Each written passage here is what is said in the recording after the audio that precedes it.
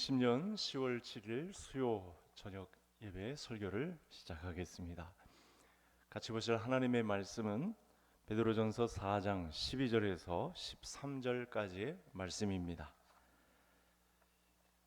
제가 읽어드리겠습니다. 사랑하는 자들아, 너희를 연단하려고 오는 불시험을 이상한 일 당하는 것 같이 이상히 여기지 말고 오히려 너희가 그리스도의 고난에 참여하는 것으로 즐거워하라. 이는 그의 영광을 나타내실 때 너희로 즐거워하고 기뻐하게 하려 함이라. 아멘. 터키 리그에서 올해 우리 배구 리그로 복귀한 김연경 선수가 있습니다. 지금은 키가 192m, 장신 공격수에 해당하는데, 이 김연경 선수가 어릴 때에는 다른 선수에 비해서 키가 작아서 주전으로 뛸 수 없었다고 합니다. 네, 하지만 배구가 너무 좋아서 계속 자리를 떠나지 않았는데, 이 키가 작기 때문에 출전 기회나 또 공격을 못하니까 주목을 받지 못했습니다. 이때 이 김연경 선수가 주전에서 밀려났다고 해도 소홀히 하지 않았던 것이 있는데, 수비 연습을 굉장히 많이 했다고 합니다. 그러다가 고등학교 시절을 지나면서 키가 갑자기 크기 시작했는데, 대부분의 장신 선수들이 공격이 센 데 비해서 수비가 약한데, 공격과 수비를 겸비한 그런 선수로 김연경 선수가 세계 탑 선수로 설 수 있었던 그런 배경이 되었습니다. 이런 말이 있습니다. 해만 내리쬐면 사막만 늘어간다. 우리는 따뜻한 양지를 좋아하고 또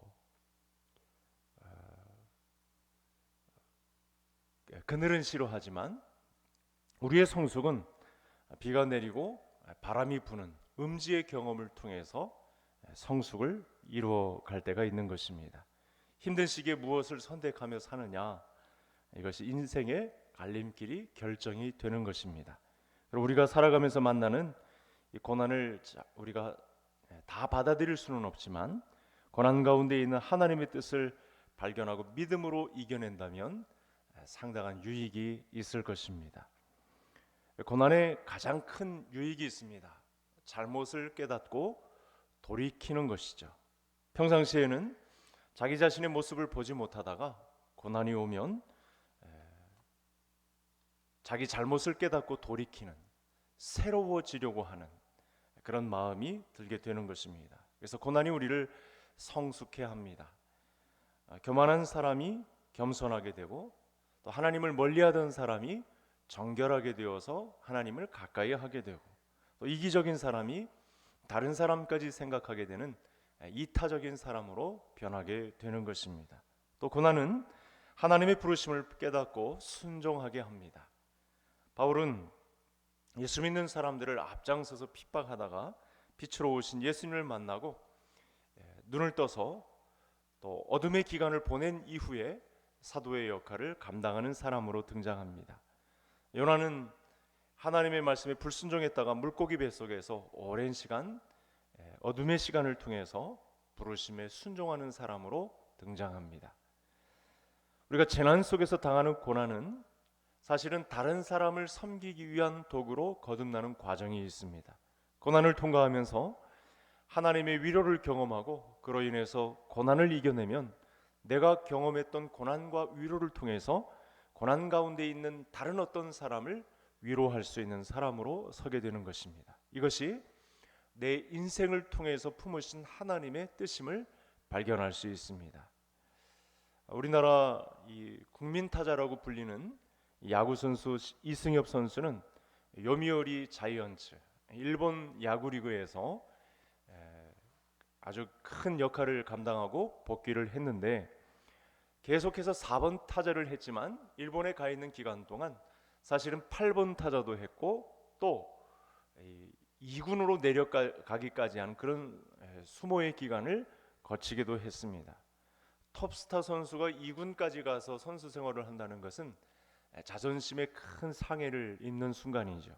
그런데 이때 이 2군 생활을 하면서 2군 선수들의 이 눈물 젖은 빵에 관한 이야기를 실제로 경험하게 되었다고 합니다. 그래서 나중에는 그 사람들의 형편을 챙겨주기까지 하는 그런 인격적인 그런 선수로 거듭난 계기가 되었다고 합니다. 오늘 본문 12절에서 베드로 사도는 너희를 연단하려고 오는 불시험을 이상한 일 당하는 것 같이 이상히 여기지 말라라고 말씀합니다. 이 말씀은 당시 성도들이 당한 일들이 얼마나 큰 일인지 또 어떤 형편에 놓여 있는지를 잘 안내해 주고 있는 말씀입니다. 시험도 어려운데 불시험을 당했다. 엄청난 일을 당한 것이죠. 그리스도인이면 이런 불시험을 누구나 다 당하게 되어 있다라고 하는 말씀인데요. 고난을 어느 정도 예상하고 있는 사람은 고난이 찾아오면 그것을 잘 견디게 되어 있습니다. 예상하지 못하는 고난이 오면 참 견디기가 힘들죠. 고난을 어느 정도 예상한 사람은 고난이 닥치면 정신적으로나 육체적으로 어느 정도 적응해 갈 수 있습니다. 하지만 갑자기 당한 고난에 관해서 많은 사람들은 우왕좌왕하게 되어 있습니다. 당시 성도들의 형편을 한번 생각해 보시기 바랍니다. 2000년 전 이제 기독교가 막 생기고 나서 신앙생활을 한 성도들의 형편을 기억해 보시기 바랍니다. 모든 성도들이 나에게만 아니라 성도라면 누구에게나 고난이 찾아오게 된다는 사실을 알게 된다면 서로가 다독이면서 서로의 신앙을 응원하면서 견디게 되어 있습니다. 초등학교 때 보건소 직원들이 불주사를 놓으러 옵니다. 그러면 나만 이 주사를 맞게 되는 것이 아니라 반 아이들 전체가 맞게 된다는 사실 앞에 사실은 불주사도 이기게 되어 있는 것이죠. 나뿐만 아니라 모든 성도님들이 재난의 때에 이 위기를 벗어나기 위해서 땀 흘리고 또 고생하고 수고를 하게 된다는 사실을 알게 된다면 이 고난의 정도를 뛰어넘을 수 있는 길이 열리게 되는 것이죠. 베드로 사도는 불시험 당한 것을 이상히 여기지 말라라는 말씀을 넘어서 오늘 본문 말씀에서 뭐라고 하고 있냐면 고난에 참여한 것으로 즐거워하라라고 두 번째 말씀을 이어가고 있습니다. 고난에 참여할 때 우리가 즐거워해야 되는 것은 여기에 그리스도의 고난에 동참하게 되었다라고 하는 사실 때문에 즐거워한다라고 하는 표현까지 썼습니다. 당시 성도들은 자신이 겪는 불시험을 그리스도의 고난에 동참하게 되었다는 사실을 알게 되었기 때문에 고통이 줄어드는 경험을 하게 된 것입니다. 예수님이 당한 고난을 나도 당하게 되었다는 이 일에 동참하게 되었다는 것이 고통을 반감시키는 그런 역할을 했다는 사실입니다. 당시 성도들은 이 그리스도의 고난을 믿으면서 자신의 고난과 예수님의 고난을 연결시켰습니다. 그래서 성도님들이 지금 겪고 있는 고난에 그리스도의 고난을 연결시키면 참 좋습니다. 특히 성도님들이 아플 때는 그리스도의 십자가의 아픔을 묵상하면서 예수님의 고난에 나도 동참하게 되었다는 사실을 알게 된다면 그 고통은 줄어들 것입니다. 중요한 진리는 그 다음에 이어집니다. 13절 하반절 말씀인데 우리 당시 성도들이 고난당함을 더 이상 고통스럽게 여기지 않았던 즐거워했던 결정적인 이유죠. 그리스도의 장성한 분량에 이르게 되었다는 사실 앞에 즐거워하는 일이 있었던 것입니다. 13절을 제가 다시 읽겠습니다. 오히려 너희가 그리스도의 고난에 참여하는 것으로 즐거워하라. 이는 그의 영광을 나타내실 때에 너희로 즐거워하고 기뻐하게 하려 함이라. 지금 우리가 겪고 있는 이 팬데믹 시대는 많은 사람들의 생각들 속에 크고 화려한 것들, 모난 것이 없이 잘 짜여진 것들을 좋아하는 시대입니다. 자기 자신을 모나게 하거나 깎아내린다거나 말을 한다거나 격렬하게 한다거나 복잡하게 한다거나 간섭하는 것, 지적당하는 것, 이걸 굉장히 싫어합니다. 하지만 예수님의 말씀은 어떻습니까? 너희가 돌이켜 어린아이와 같이 되지 아니하면 결코 천국에 들어가지 못하리라. 초대교회 성도들은 오늘 말씀을 통해서 하나님의 말씀 앞에 어린아이와 같은 순전한 태도를 취했습니다. 세상 사람들은 고난당하는 것을 죽기보다 싫어했지만 예수 그리스도의 사람들은 고난당하는 것을 즐거워하는 자리에까지 갔다는 사실입니다. 언젠가 제가 이 바이올린 중에 명품인 스트라디 바리우스, 이 바이올린에 대한 이야기를 한 적이 있었는데요. 이 바이올린은 세상에 다시 없을 명품이죠.